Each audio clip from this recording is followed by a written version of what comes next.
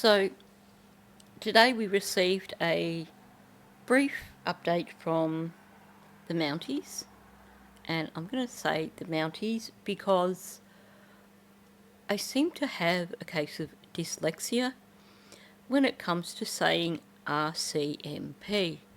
And I know in one of my more recent videos I kept getting the M and the P muddled up, and it got several people rather upset with me.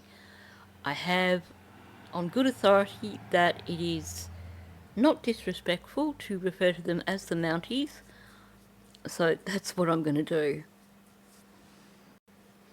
I'm also going to share a recent post that was made by their grandmother, Belinda Gray, and a song that has been written by someone for these children. Turns out there's a few people that have written songs. I know there's another one out there. This is just the first one that I came across. I didn't record the second one because they sounded very, very similar. So I will play that one for you at the end of this video. So before discussing any of this, let's actually watch this press conference. As the missing persons investigation into the disappearance of Lily and Jack Sullivan continues, we are appealing to the public for additional video footage. Investigators have collected hours of video from areas surrounding Lansdowne Station. Based on details gathered so far, we have confirmed that Lily and Jack were observed in public with family members on the afternoon of May 1st. Investigators are now asking anyone who has dash cam footage or video along Garlick Road between noon on April 28th and noon on May 2nd to contact Northeast Nova RCMP Major Crime Unit. Investigators remain committed to exploring all possibilities surrounding the children's disappearance. To date, more than 355 tips have been received, and we are following up on the information provided. RCMP officers have also formally interviewed over 50 people, with more interviews planned in the coming days.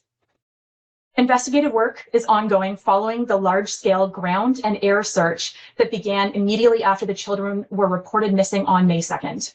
Hundreds of searchers, multiple dogs, a variety of drones, an underwater recovery team, and several aircraft scoured a heavily wooded 5.5 square kilometer area before search efforts were scaled back on May 7th.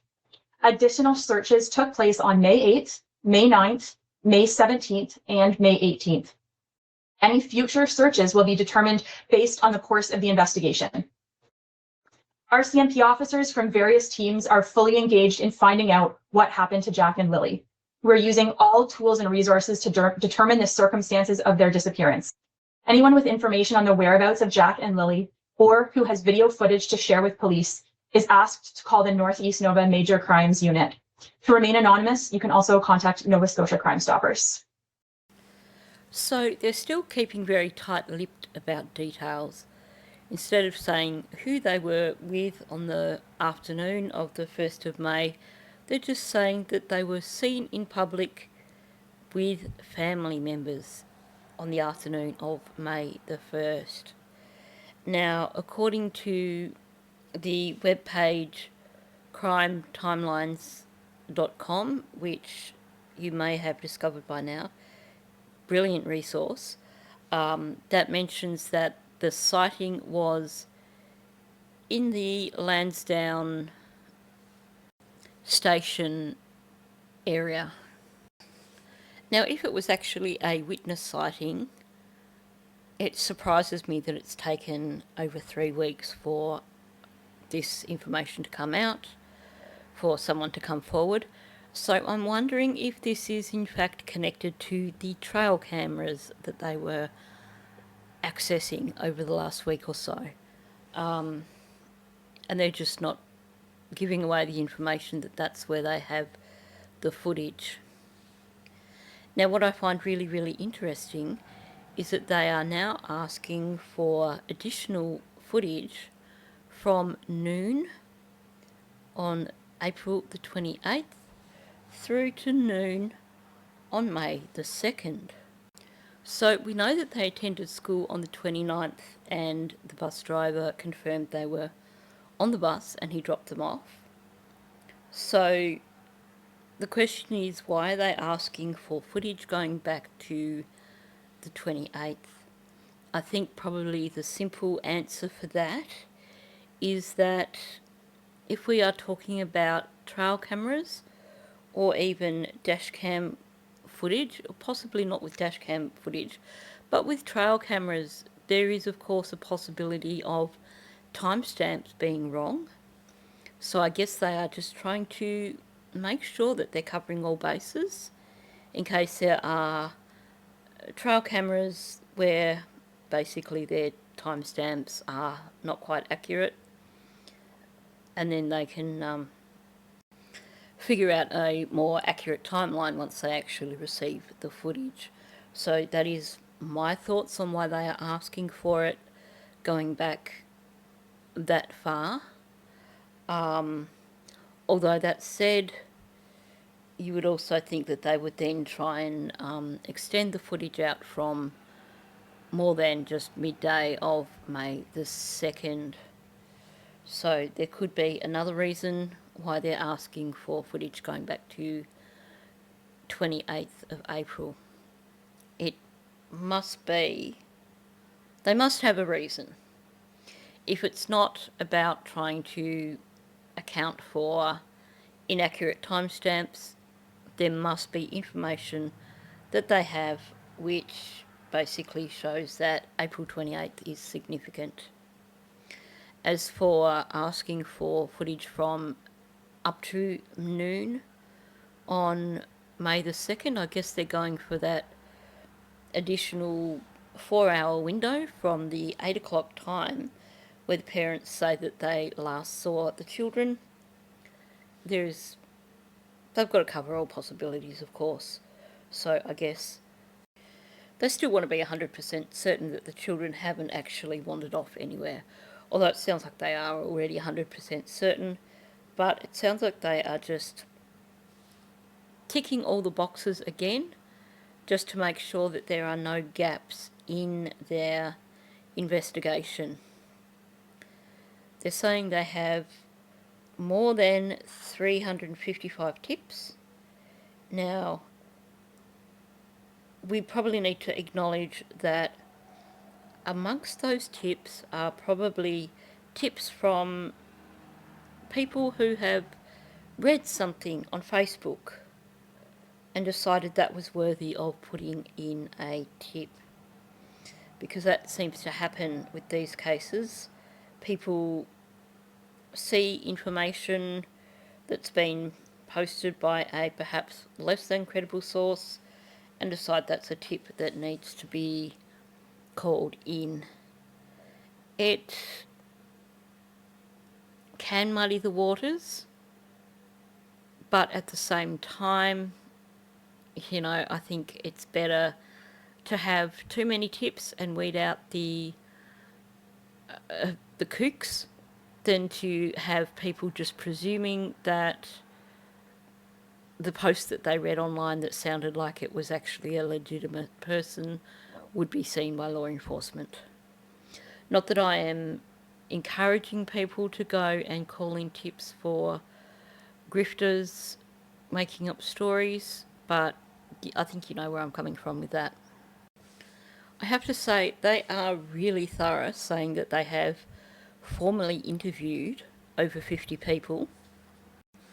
And I do have to say, I know I've seen some grumbling online, and I've even seen grumbling in my comments of people basically saying that the Mounties have botched the case or they're not doing a very good job. Everything I've heard from retired law enforcement people who have YouTube channels is that the Mounties are top notch. So this investigation is going to be very thorough. It's just that it's their style to basically keep everything close to the chest and only let out any important information if it's going to help further their investigation. So I'm willing to bet that they are well and truly onto this. based on what they're saying, and certainly based on them having interviewed over 50 people. Who would these people be that have been interviewed? Well, she said formally interviewed.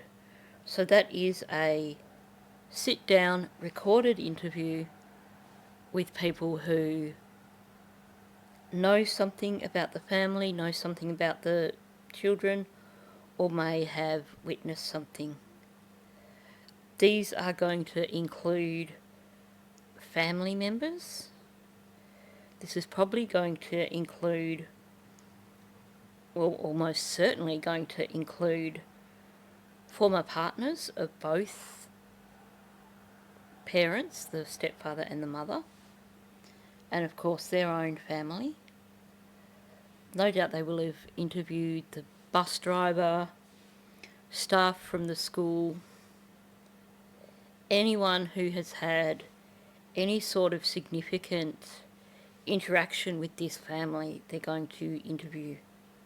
Because obviously right now, as you may realise, they are looking at this as a criminal investigation. I know someone jumped down my throat a while back for saying that, but you just have to look at all the signs. Basically, what they are saying, it makes it pretty clear this is a criminal investigation.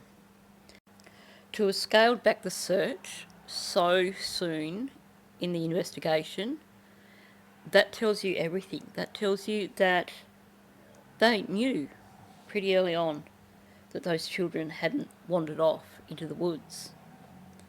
The fact that the investigation is more now focusing on interviewing people formally tells you that they know those children did not wander into the woods. And when she specifically says, you know, future searches will be based on the course of the investigation, that means, you know, any intelligence that we get will be the reason for future searches, not, we might just suddenly decide that maybe they are still out there. So she also mentioned that they have more interviews planned. Now, we can be pretty certain that some of those interviews will be follow-up interviews with people closely connected to the family, closely connected to the case, and of course, family members. I do find it interesting that she's saying that they searched a 5.5 kilometre square area, given that the dispatch audio that we heard on the first day specifically mentioned that they first thought that the children could travel as far as 6 kilometres, but then, given the information they have, they thought they could have actually travelled further out. So I do have questions regarding that, especially because we have that person who was on the news footage who had been approached only about a week ago for trail cam footage, which was less than 6 kilometres from, as the bird flies, less than 6 kilometres from the house. Again, there is always the possibility that they are putting out slightly inaccurate information to help their investigation. So we can't just presume that what they're telling us in terms of the radius is spot on. There could be a reason for them only saying that they've covered 5.5 square kilometres, or maybe they just have only covered 5.5 square kilometres. It is, of course, possible that by the time they had covered that distance, it had become quite apparent that they weren't actually searching for children who had wandered into the woods. It appears, when you look at the timeline, it certainly seems that by day 2, they were already suspicious of the story that they had been given. Now, their grandmother, Belinda Gray, has been making a lot of posts on Facebook over the last week, talking multiple posts a day. It seems like she is possibly the only person in the family who is currently putting any posts out. But I saw this one, and I think it is particularly telling. So she posted this image first. Goodbyes hurt the most when the story was not finished. So this is a post that she's shared on her page, and I'm going to read the accompanying text. Goodbyes hurt the most when the story wasn't finished means that parting ways, especially through death, separation or unexpected endings, is even more painful when there were still hopes, dreams, conversations or experiences left to share. Saying goodbye is always difficult, but this emphasises an especially deep pain. Life with that person felt incomplete.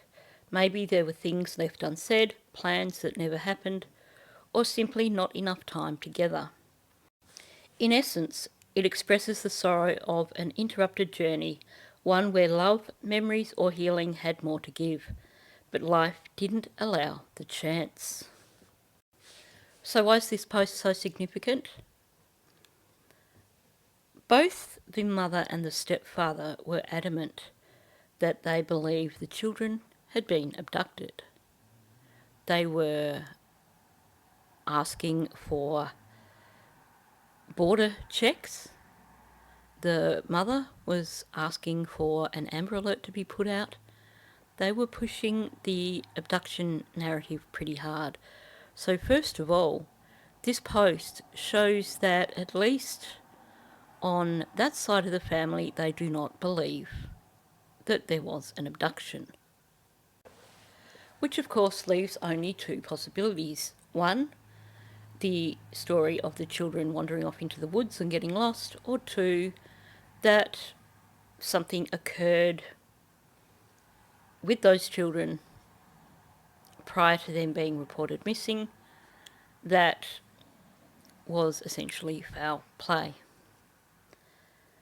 I just want to point out this one thing. Yes, it's been over 3 weeks since the children have been missing, but something that you will see that is common with every parent, every grandparent of a missing child is that they will not give up hope. They will still be talking about that child in present tense. They will be hoping that some miracle will occur and that the child will be found alive. Sure, we can argue that given the amount of time that's gone by, given the temperatures and the weather, that of course the children wouldn't survive out in the woods for 3 weeks. However, it's just not human nature for a mother or a grandmother to simply accept that is the case. Now, I can't remember the source, but I do recall listening to someone who was in law enforcement, someone connected, so it was probably Chris McDonough, someone who worked missing children cases and said that even 6 months after discovering that the child is gone, parents will still be speaking about them in the present tense because their mind just can't go there. They can't admit openly that their child is gone. This post is openly admitting that these children are deceased, or that this individual believes these children to be deceased. And this is only 3 weeks after they went missing. That to me says that they are not holding out hope for a miracle. And the only way a grandparent could be not holding out hope for a miracle is because they know for certain that those children are deceased. Now, as mentioned, I'm going to finish off by playing the song that I came across on Facebook.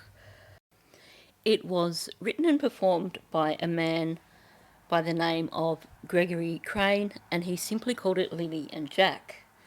Now, before I do play that, I just want to, first of all, thank you for listening.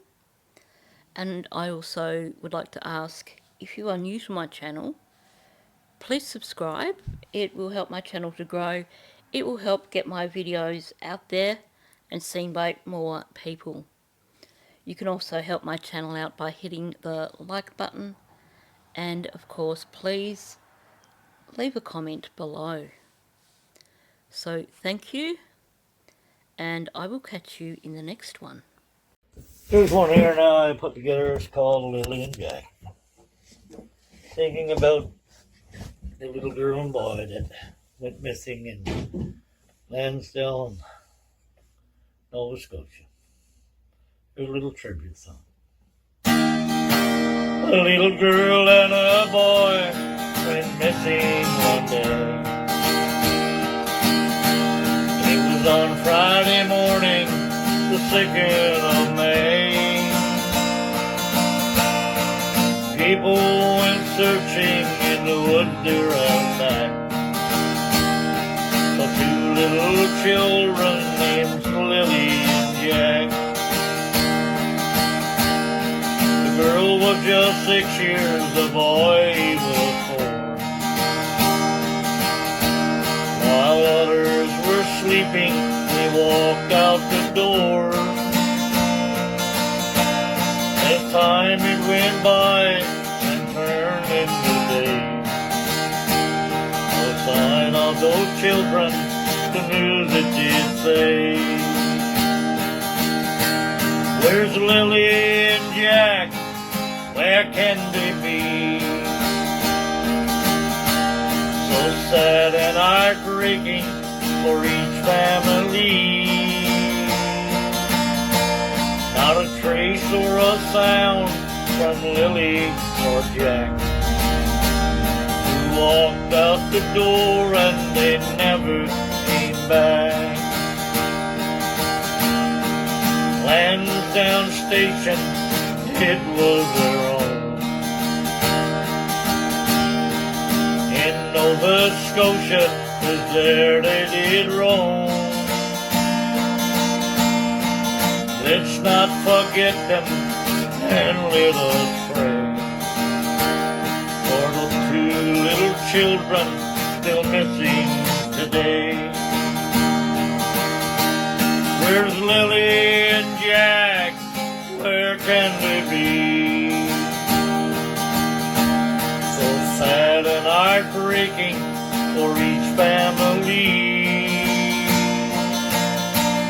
Not a trace or a sound from Lily or Jack, who walked out the door and they never came back.